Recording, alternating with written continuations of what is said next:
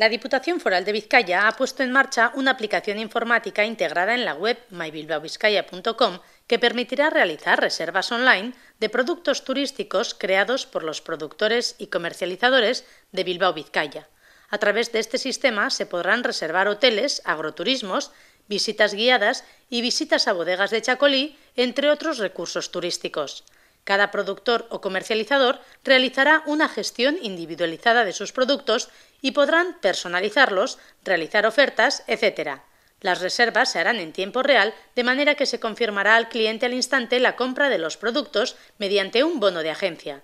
En cualquier caso, esta tienda online no es una central de reservas de productos turísticos al uso, ya que son los propios productores y comercializadores los que realizan todas las fases del proceso de comercialización.